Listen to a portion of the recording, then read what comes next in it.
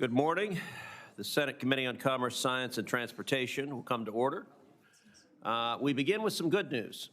It turns out subpoenas work, and it turns out even the threat of subpoenas works.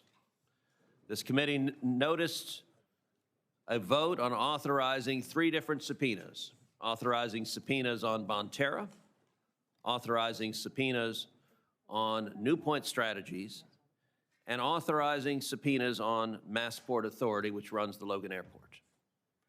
After we noticed the vote on the authorization of subpoenas, two of those involved, Bonterra and New Point Strategies, immediately reached out to the committee and agreed to comply and to provide all of the materials that had been requested. Massport, however, behaved differently. Massport, which housed illegal aliens at Logan Airport during the Biden years, refused to cooperate at all. Unlike the operators of JFK and O'Hare airports, both of whom also housed illegal aliens, Massport refused to respond to inquiries that I had made as this committee's ranking member last year. And yet, with the vote scheduled today, at the 11th hour, Massport has decided to comply. So, we will withdraw the subpoena motion. This is a win for the federal taxpayers and for airline passengers who thought their money was going to pay for services at Logan, but instead financed a dormitory for illegal aliens. I also hope this is a message to other entities that when Congress has serious oversight questions, you should answer them. And if you refuse, this committee will exercise all the authorities it has to ensure we can engage in full and rigorous oversight. Now, the committee today will consider more than a dozen bills and two nominations. Michael Kos to lead the Office of Science and Technology Policy, and Mark Metter to be a commissioner on the Federal Trade Commission. Now more than ever, we need leaders who will unleash American innovation. Mr. Kos, who served at OSTP and DoD during the first Trump administration, has a track record of ensuring that America leads in emerging technologies like AI and quantum. Likewise, Mr. Metter's experience working at the FTC, at the Department of Justice, and here in the Senate will serve him well as a commissioner. He has a keen understanding of consumer protection, antitrust, and administrative law. I know that he will help Chairman Andrew Ferguson restore integrity and effectiveness at the FTC following years of unfortunate mismanagement. I call on my colleagues to support both nominations, as well as the legislation we're considering today. Let me briefly highlight a few key bills. First, space. Space is and will remain a major priority for this committee. I'm proud today to advance the Astronaut Ground Travel Support Act, which I introduced along with Senator Peters. This bill eliminates an unnecessary requirement for NASA to report to Congress whenever returning astronauts who aren't medically cleared to drive receive official transportation. We're also considering today the bipartisan Safe Orbit Act to address growing congestion in low Earth orbit. Next, oceans. I recently introduced the Modernizing Access to Our Public Oceans, the MAP Oceans Act, along with Senator King. This bill standardizes, digitizes, and maps fishing restrictions in federal waters.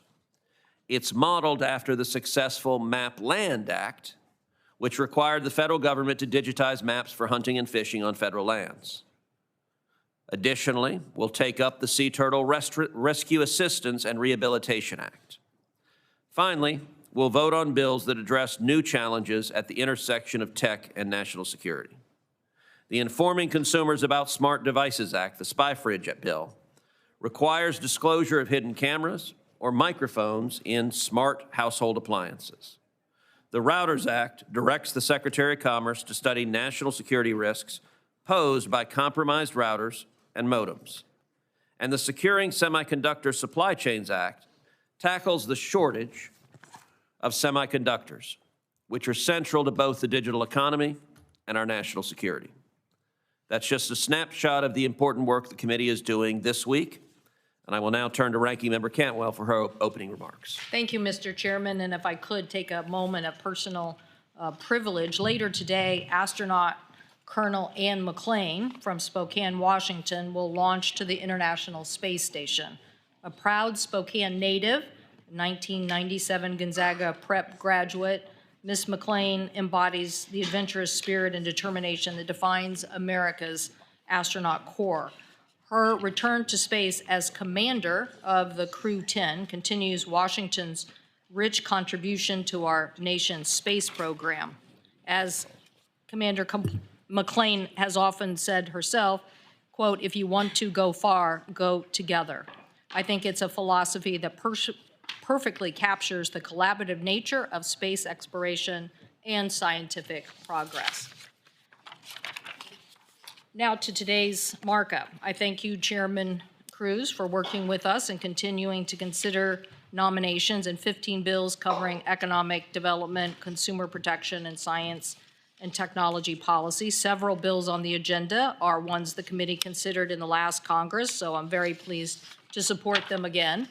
Many deal with technology and security issues and will boost America's competitiveness. The Securing Semiconductor Supply Chain by Senator Peters and Blackburn, which directs the U.S. Directs Select USA to investigate state efforts to attract foreign investment for semiconductor manufacturing, which continues on the work that we did in the CHIPS and Science Act.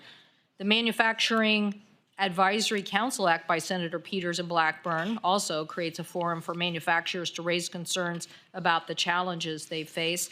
I know I'm particularly excited about this as it relates to fusion technology, since there are 3 fusion companies in the state of Washington, and Senator Risch and I co-chair a fusion council that is looking at how does the United States not only crack through on this, but make sure we have the supply chains for the future. It also includes the Safe Orbit Act by Senators Cornyn, Peters, Wicker, Blackburn, Hickenlooper, Schmidt, Lujan, and Kelly, which addresses the growing challenges of space debris and satellite congestion in orbit. Also something the Pacific Northwest is continuing to lead in with a lot of space companies and moving satellites we're very excited about something called the Otter Pup. You can all check it out. And Senators Cruz and Peters co-sponsored the Astronaut Ground Travel Support Act, which enables NASA to provide transportation for astronauts' post-mission medical needs, protecting consumers from dangerous products that should be a priority for the committee. I am pleased to be we're moving again the Youth Poisoning Prevention Act, introduced by Senators Duckworth, Curtis, Moreno, and the Setting Consumer Standards for Lithium-Ion Batteries, introduced by Senators Gillibrand, Blackburn, Fisher, and Schumer. The committee also should focus on protecting consumers from scams, and the FTC Consumers report shows that 1.1 billion consumers lost. That can't be right. According to the FTC, I have to read this again. According to the FTC, consumers lost $1.14 billion to romance scams in 2023 alone. With a median loss of $2,000 per person, this is the highest of any imposter scam. The Romance Scam Prevention Act, introduced by Senators Blackburn, thank you, Senator Blackburn, and Hickenlooper, thank you, Senator Hickenlooper, will help prevent these staggering losses.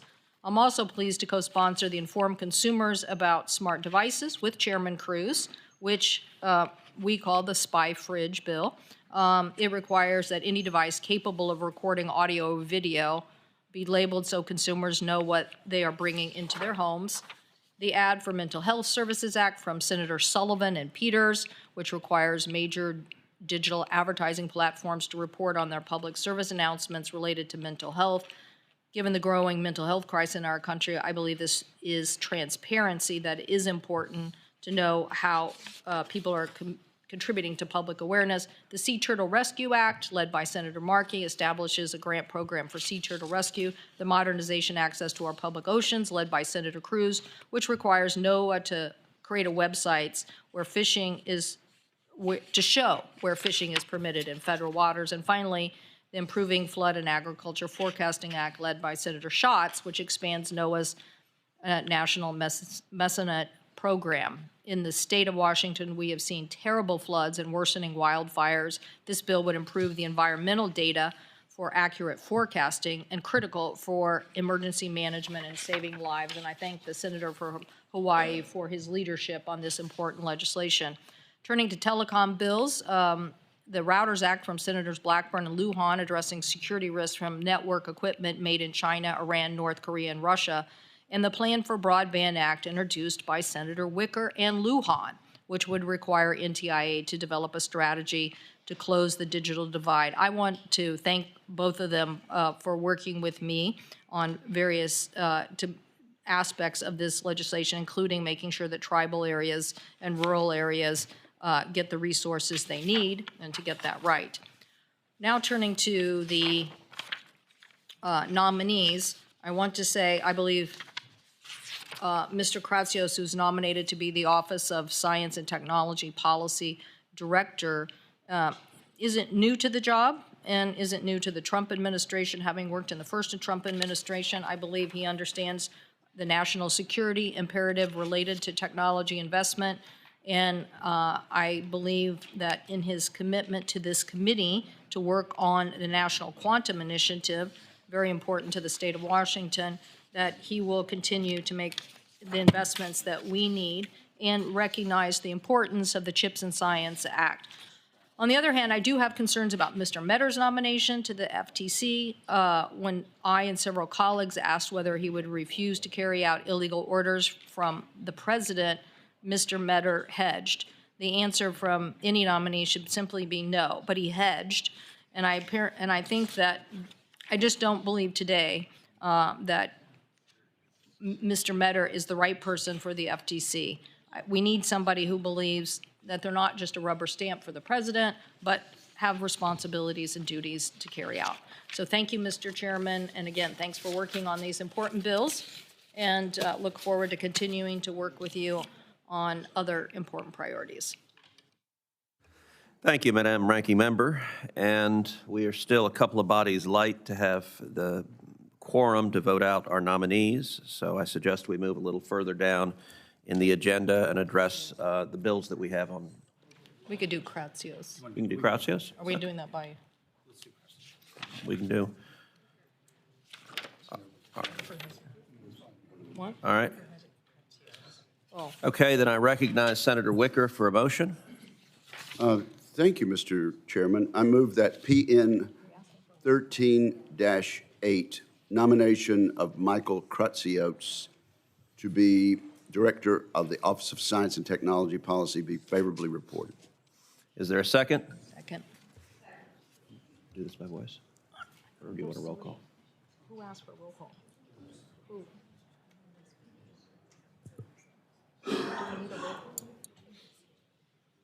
Let's have a roll call, I guess. The clerk will call the roll. Mr. Thune, But easier. Aye by proxy. Mr. Wicker, Mrs. Fisher, Mr. Moran, Mr. Sullivan, Aye by proxy. Mrs. Blackburn, Mr. Young, Aye by proxy. Mr. Budd, Mr. Schmidt, Mr. Curtis, Mr. Moreno, Mr. Sheehy, Aye by proxy. Mrs. Capito, Ms. Lummis, Ms. Cantwell, Aye. Ms. Klobuchar, Aye by proxy. Mr. Schatz, Mr. Markey, No by proxy. Mr. Peters, Ms. Baldwin, Ms. Duckworth, Aye by proxy. Ms. Rosen, Aye by proxy. Mr. Lujan, Mr. Hickenlooper, Aye by proxy. Mr. Fetterman, Aye by proxy. Mr. Kim, Ms. Blunt Rochester, Mr. Cruz. Aye. The ayes are 24, the noes are 4. The motion is agreed to, and the nomination is ordered to be reported favorably. If it's all right, why don't we move to the pending legislation, number 9, and I recognize Ranking Member Cantwell for a motion. Mr. Chairman, I move that S-28, Informing Consumers About Smart Devices Act, S-97, Securing Semiconductor Supply Chain Act, S-244, Routers Act, amended by Lujan 1, S-289, Youth Poisoning Prevention Act, S-323, Plan for Broadband Act as amended by Cantwell 1, as modified by Wicker 1, S-389, Setting Consumer Standards from Lithium-Ion Batteries Act, S-414, Ads for Mental Health Service Act as amended by Sullivan Substitute as modified, S-428, the Safe Orbit Act as amended by Cantwell 1 as modified, S-433, the National Manufacturing Advisory Council Act, S-582, the Astronaut Ground Travel Support Act, S-613, Improving Flood and Agriculture Forecast Acts of 2025, S-759, Modernizing Access to Our Public Oceans Act as amended by the Cruise Substitute, S-841, the Romance Scam Prevention Act as amended by the Blackburn Substitute as modified, and S-843, the Sea Turtle Rescue Assistance Act as and Rehabilitation Act of 2025, all be favorably reported. Is there a second?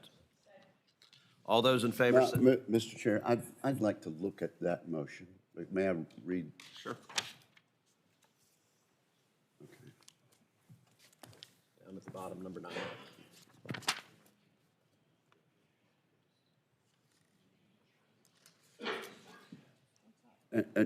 I note, I don't believe S-97 was included in that. I'm just trying to make sure. All right. So the motion included S-97 Where? and S-323 Yes. as modified by Wicker 1. I just want to make sure that's Yes. true. Okay, thank you. Yes. Thanks for that inquiry. Sure. I guess there was a second. All those in favor say aye. Aye. Those opposed? The motion is agreed to, and the bills are ordered to be reported favorably. Now, I think we're still short of a quorum, I believe. So are there members wishing to speak? I know Senator Blackburn had wanted to talk on her legislation. Thank you, Mr. Chairman. I am just so pleased that today we've passed out the Romance Scam Prevention Act, which will require these online dating services to notify users who have interacted with scammers that are banned from their platform. Americans, and especially senior citizens, are losing close to $1.3 billion a year on these romance scams.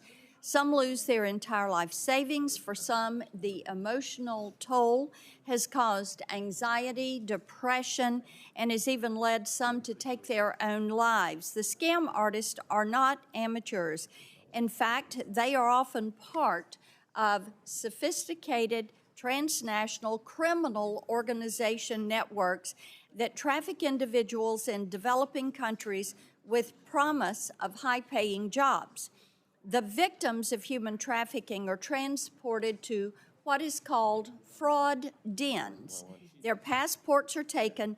They are forced to pay back their debt by working overtime to defraud our seniors that are here in the U.S. These scams are well-financed. They're sophisticated. They use AI and other technology to manipulate American consumers. These online dating platforms have the ability and indeed the responsibility to notify their users when they're interacting with a bad actor. By taking this simple step, this legislation would protect our seniors from fraud and strike at the heart of one of the most lucrative financial streams for some of the most heinous criminal networks on the face of the earth. I do want to recognize Beth Hyland. She is a survivor of this heinous crime. She drove 9 hours to be here in the audience with us today. And her advocacy has made a difference in the lives of others. The legislation was the result of bipartisan, bicameral, good faith negotiations. I want to thank Senator Hickenlooper, Congressman Valadao, along with Senator Cruz and Senator Cantwell for their partnership on the legislation. I look forward to getting this to the President's desk. Thank you, Mr. Chairman. Thank you, Senator Blackburn. We now have the votes to proceed, so we'll have the vote, and then we'll open it up to any other members who wish to speak. But I recognize Senator Wicker for a motion. Mr. Chairman, I move that PN 1229, nomination of Mark Metter to be a Federal Trade Commissioner, be favorably reported. Is there a second? Second. Clerk will call the roll. Mr. Thune, Aye by proxy. Mr. Wicker, Mrs. Fisher, Mr. Moran, Mr. Sullivan, Aye by proxy. Mrs. Blackburn, Mr. Young, Mr. Budd, Mr. Schmidt, Mr. Curtis, Mr. Moreno, Mr. Sheehy, Mrs. Capito, Ms. Lemus, Ms. Cantwell, Ms. Klobuchar, Aye by proxy. Mr. Schatz, This is on the memo. No. Mr. Markey, No by proxy. Mr. Peters, Ms. Baldwin, Ms. Duckworth, No by proxy. Ms. Rosen, Aye by proxy. Mr. Lujan, Mr. Hickenlooper, Aye by proxy. Mr. Fetterman, No by proxy. Mr. Kim,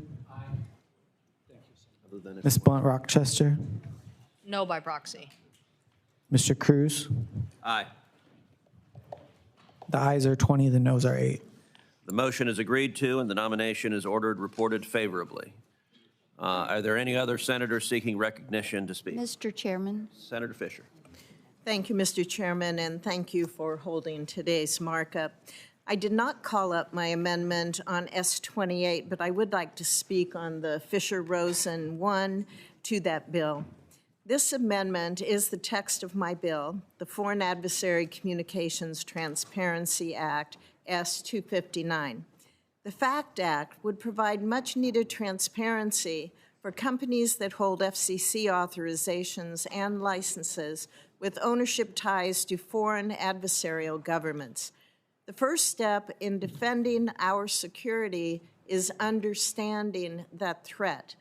My bill does this by requiring the FCC to publicly disclose a full accounting of these details. Under the FACT Act, companies with foreign ties will no longer be able to cooperate or be able to operate in secrecy. They will no longer be able to conceal their financial backers or their true loyalties. This threat is urgent. Allowing regimes like China to secure a silent foothold in our communications networks puts our country at risk. This legislation has bicameral and bipartisan leadership. In the Senate, I'm very glad to have Senators Rosen, Cornyn, and Lujan on board. I appreciate that you, Mr. Chairman, and Ranking Member Cantwell signed off on this exact language in the end-of-year CR negotiations, just like the Routers Act, also on today's markup. The FACT Act received robust technical assistance from the FCC as well, included in the amendment you see filed. Mr. Chairman, I hope you will commit to working with me to get this on the next committee markup. Thank you. Mr. Chairman. Thank you, Senator Fisher, and I'm happy to work with you on the bill. Senator Blackburn. Thank you, Mr. Chairman. I am so pleased that we have approved the Routers Act. It directs the Department of Commerce to assess the national security risk posed by consumer routers and modems that are developed or manufactured in adversarial nations like China, Iran, North Korea, Russia. This legislation will provide much-needed clarity on the vulnerabilities these devices may introduce, empowering us to take more decisive action to protect our networks from cyber threats and espionage. By strengthening our defenses and addressing potential weak points in our communication system, including modems and routers, we can prevent future cyber attacks and better safeguard our small businesses, our households, and our critical infrastructure. I do want to thank Senator Lujan for his partnership and his commitment on the issue. Thank you, Mr. Chairman. Thank you. Are there any other senators wishing to be recognized? Okay, then I ask for unanimous consent that staff are authorized to make technical and conforming changes. Without objection, so ordered. This concludes our markup for today. The executive session is adjourned.